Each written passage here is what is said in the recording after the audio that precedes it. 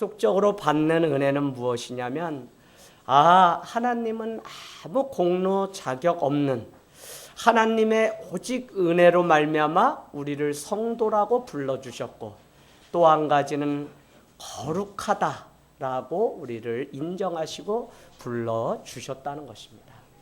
하물며 문제투성이었던 고린도 교회를 향해서 그렇게 말씀하실 때 이 말씀을 듣는 우리에게 받는 도전은 무엇이냐면, 우리가 잘나서 주님이 오늘 이곳에 나를 불렀다? 아니요. 부족함에도 불구하고 하나님의 은혜와 평강이 우리에게 임했다고 하는 이 사실 때문에 우리는 오늘 성도로 교회 안에 모였다고 하는 이것이 얼마나 큰 일인지 모른다는 것입니다.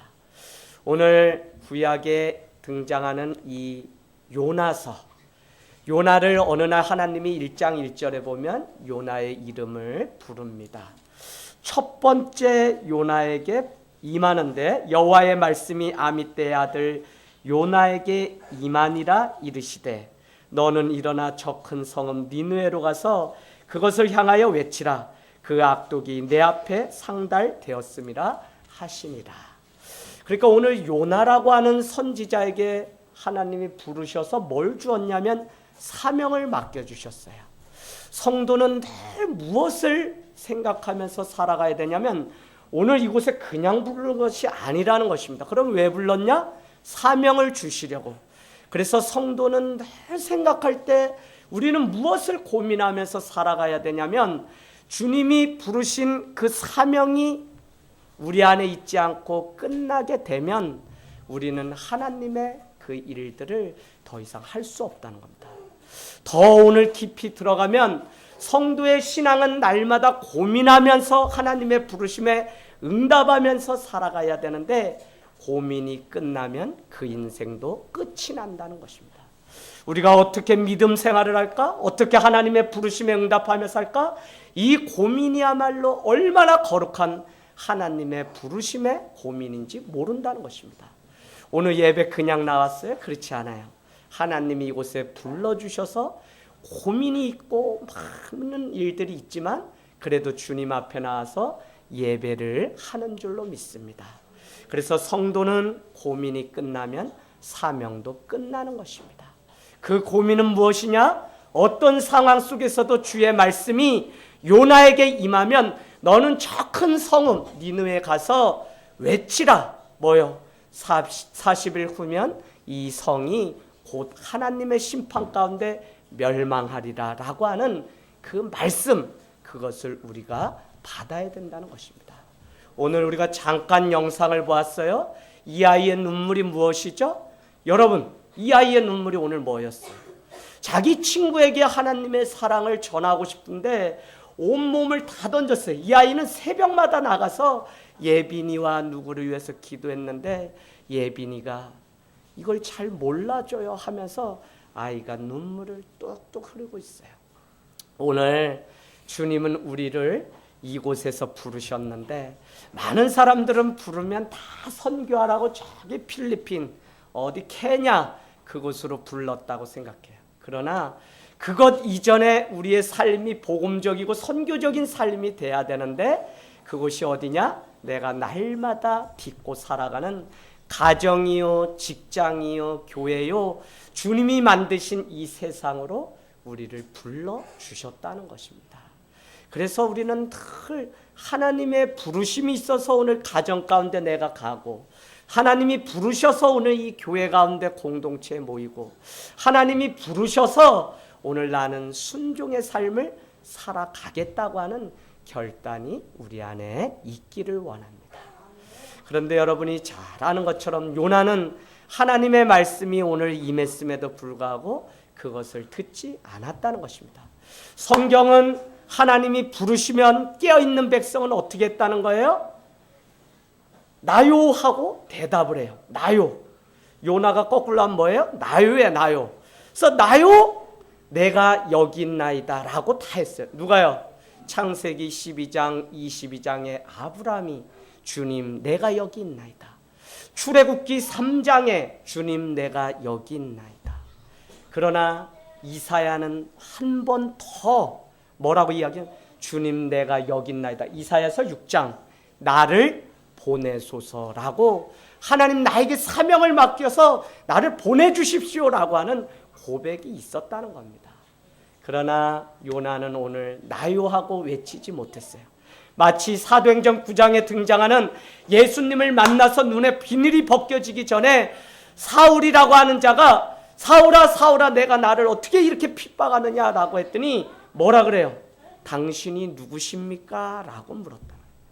깨어있지 않으면 날마다 신앙 가운데 우리는 뭐라고 얘기하냐면 당신이 누구고 한데 나를 자꾸 예배하라 그러고 당신이 무엇이길래 나에게 선교하라 그러고 헌신하라 그러고 당신 누구세요 도대체? 나를 괴롭힙니까? 왜 하고 우리는 늘 그래요. 그러나 같은 사도행전 9장에 뭐라고 이야기하냐면 그가 사울이 예수님의 빛이 임해서 어떻게 해요? 쓰러졌다가 깨나게 되는데 아나니아라고 하는 자가 있는데 아나니아를 사도행전 9장에 보면 불러요. 아나니아야 저기 직가라고 하는 그곳에 가서 너는 다윗에게 안수하라. 그랬더니 아나니아가 뭐라고 고백했어요? 사도행전 9장에 주님 내가 여기 있나이다라고 고백했어요. 여러분 똑같이 우리가 신앙생활 하지만 여러분께 늘 말씀드립니다. 니므롯과 같이 창세기 11장 같이 자기의 이름을 내대기 위해서 자기의 이름 때문에 탑을 쌓는 인생이 있는가 하면 어떻게 해요? 아브라함처럼 옮겨지는 곳마다 마물의 해부른 상수리 숲풀 앞에 여호와 앞에 단을 쌓는 인생이 있다고요. 저는 이 단이 우리 교회에서만 쌓는 단이 아니라 여러분이 날마다 아침에 나가서 출근하는 그 직장 안에도 여호와 앞에 기도하고 말씀이 있고 단이 쌓아지기를 주님의 이름으로 축복합니다. 그래서 여러분 가정에도 일어나시면 아침에 다른 거 하지 말고 말씀으로 단을 쌓는 일들을 먼저 하세요. 이제 다음 주면 큐티 어떻게 해야지 우리가 쓸 수 있는지 우리가 말씀 나누겠지만 여러분 말씀이 있어야 됩니다. 오늘 요나가 분명히 말씀을 들었는데 이 말씀이 그에게 들려지지 않으니까 그는 사명을 잃어버리고 어떻게 해요? 니느웨로 가라 그러니까 다시러 그러다 어디로 갔다고요? 다시스라고 하는 곳으로 갔다는 거예요. 3절 보세요. 1장 3절. 그러나 요나가 여호와의 얼굴을 피하려고 일어나 다시스로 도망하려 하여 욥바로 내려갔더니 마침 다시스로 가는 배를 만난지라 여호와의 얼굴을 피하여 그들과 함께 다시스로 가려고 배삭을 주고 배를 올랐더라. 주님이 분명히 사명을 우리에게 오늘도 주시고 불러주셨어요. 여러분 다 교회 올 수 있을 것 같지만 교회 못 오는 사람이 더 많죠. 세상에 교회 그렇게 좋은 일 많이 하고 뭐 사랑한다고 얘기해도 못 오는 사람은 못 온다니까요.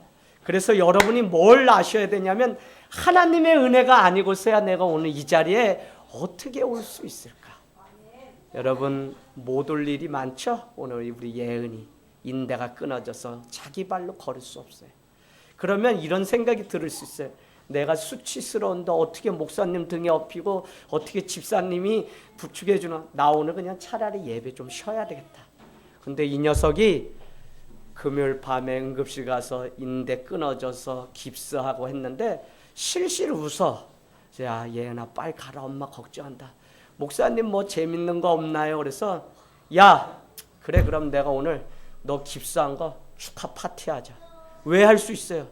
저기 재직쌤이나 김길 목사님이 하는 그 집회에 우리가 다 갔는데 이 아이가 계속 은혜가 떠나지 않나. 그래서 어디 갔냐면 저기 동탄에 동대문 곱창 가자 이랬는데 백재욱 집사님께 전화를 드렸더니 이 밤에 동대문 어떻게 가세요? 이래서 아니요 동대문 곱창이 여기까지 친절하게 내려와 있어요. 그래서 곱창 먹는데 거기까지 애를 얻고 올라갔더니 주인 아저씨가 가지나 제가 어쩌다 오면 저 사람 직업이 뭐지? 말하는 건 점잖은데 뭐 선생님인가 뭐 이러고서 물어보려고 지금 스탠바이 하고 있는데 결국 그 가게 간 지 3년 만에 제 존재가 다 드러났어요. 기도하죠. 애들이 목사님 그러죠. 그랬더니 고개 하면서 아 목사님이셨구나 어쩐지 그랬어요.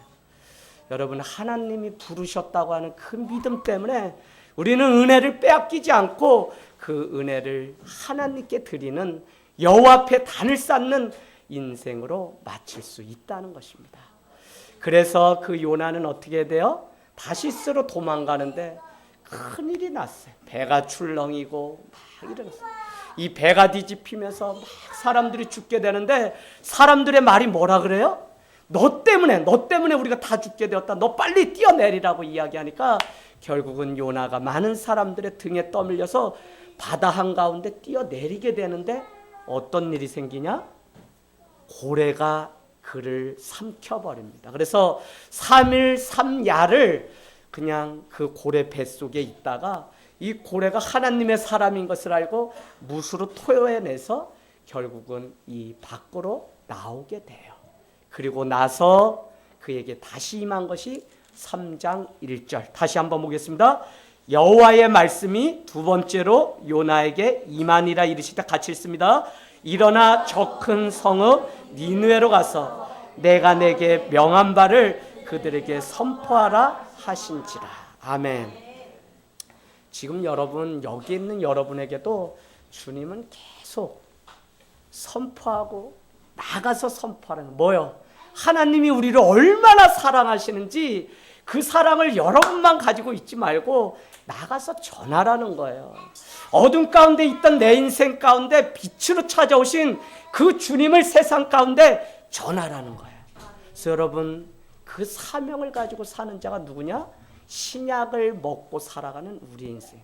마태복음 28장 19절 20절. 너희는 모든 족속으로 제자를 삼으라는 거예요. 누가복음 24장 16장이죠. 너희는 이 모든 일의 증인이라. 마가복음은 뭐라 그래요? 부활하신 주님이 너희는 가서 만민에게 복음을 전파하라. 요한복음 21장은 뭐라 그래요? 내 양을 먹이라, 내 양을 치라. 결국 부활하신 주님이 승천하시면서 다시 오시겠다고 말씀하시면서 우리에게 남겨준, 교회에게 남겨준 것이 무엇이냐면 모든 사람으로 제자를 삼고 양을 치고 먹이는 일이기 때문에 뭐예요? 그들에게 오늘 요나에게 말함같이 너는 가서 주의 사랑을 선포하고 외치라고 하는 명령을 우리에게 줬다고요. 근데 여러분은 왜 이 사랑을 나도 겨우 희미해서 이거 하나님 붙잡았다 말았다 붙잡았다 말았다 그렇게 하시냐고요. 여러분 여기 오늘 그냥 오신 거 아니에요. 하나님이 그 아들 예수 그리스도를 보내시고 여러분을 위해서 끊임없이 지금도 탄식하고 중보하는 사람이 있기 때문에 오늘 이 자리에 온 줄로 믿습니다. 그래서 한 번의 그 예배, 한 번의 그 시간 그냥 대충 동네 무슨 뭐 이렇게 공부방 다니는 것처럼 여러분 그러지 마시고 정확하게 예배자로 승리하게 되기를 원합니다. 이제 말씀의 본론 끝마치려고 합니다.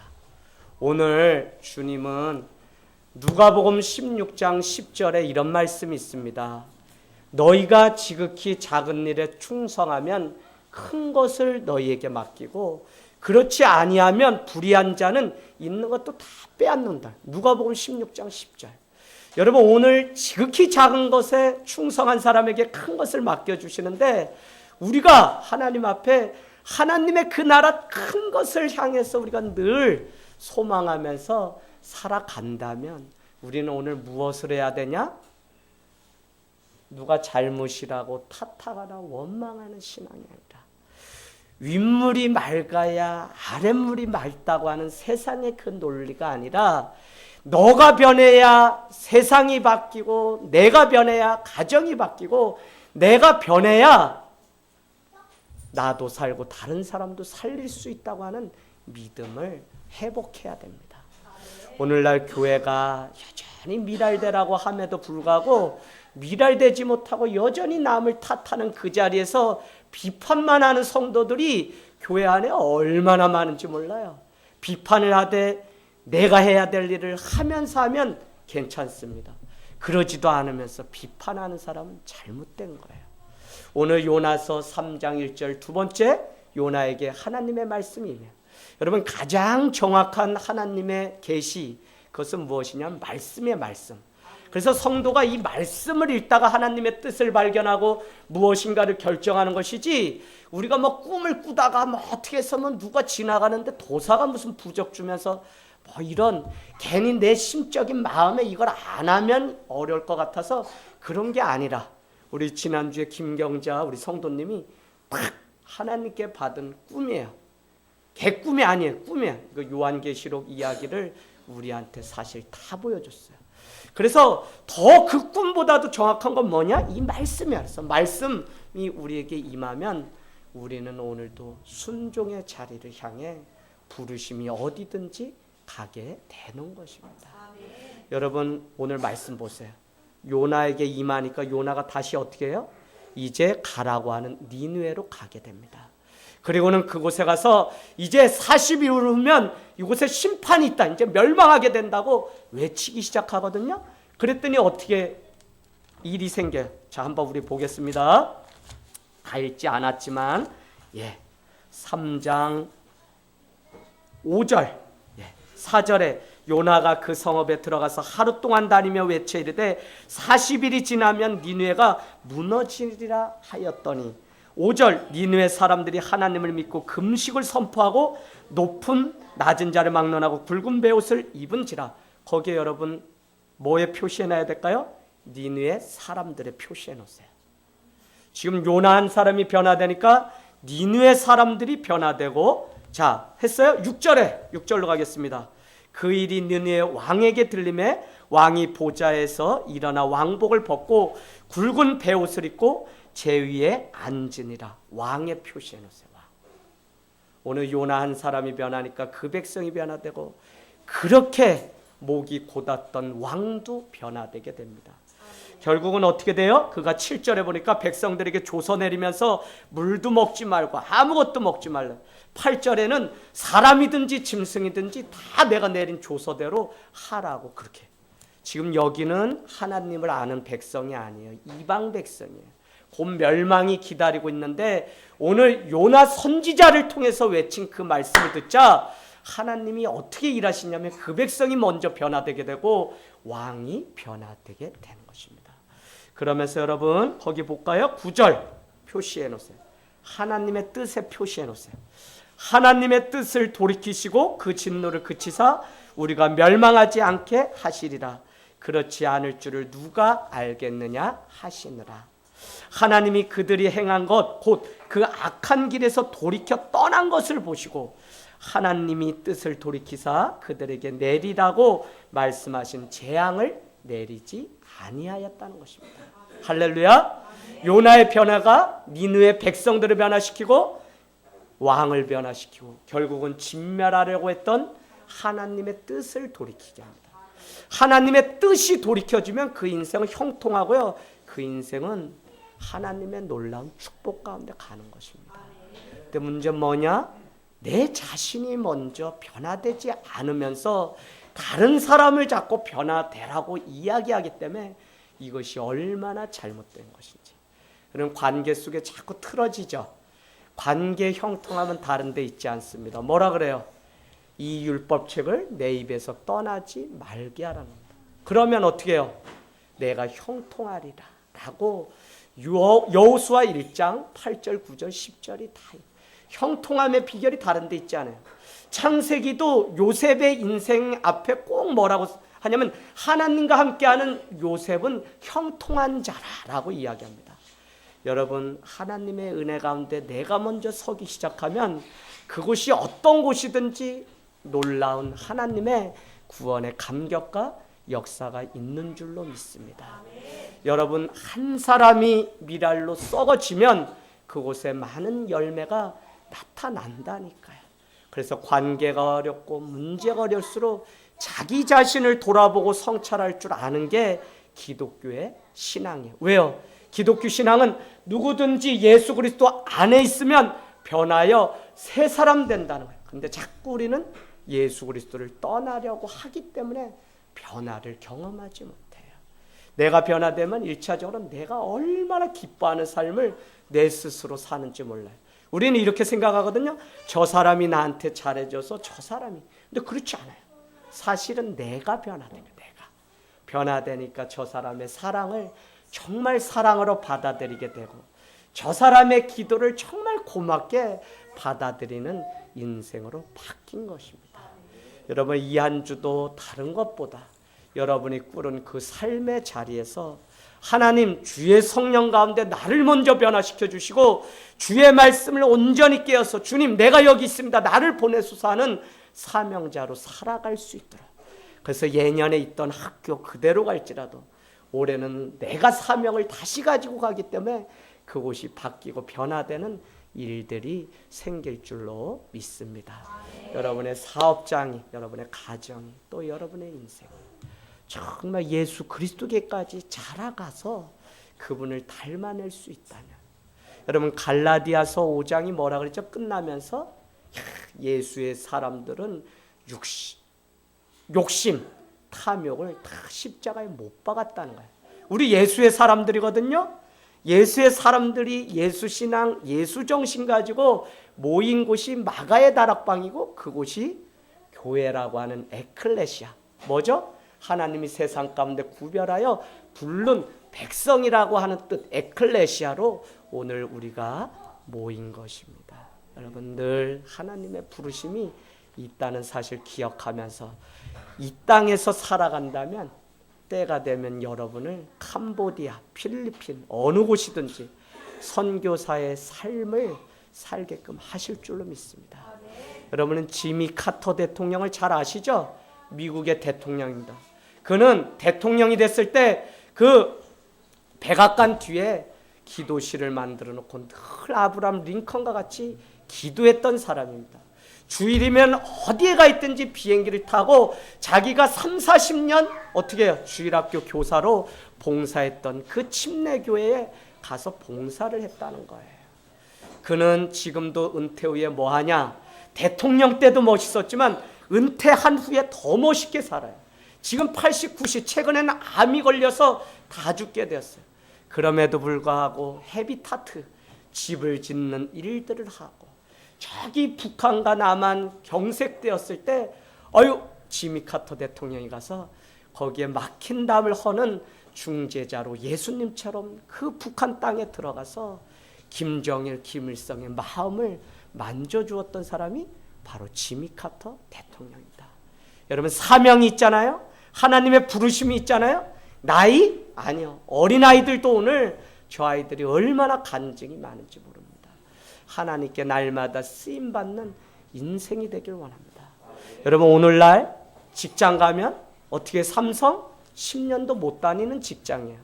가면 어떻게 해요? 책상 다 빼놔버렸어요.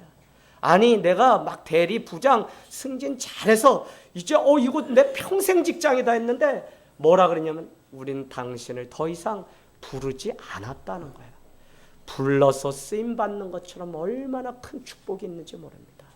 지극히 작은 것, 정말 여러분이 할 수 있는 한 가지만 있다면 그것도 감사함으로 주님 앞에 여러분의 인생을 드리기를 원합니다.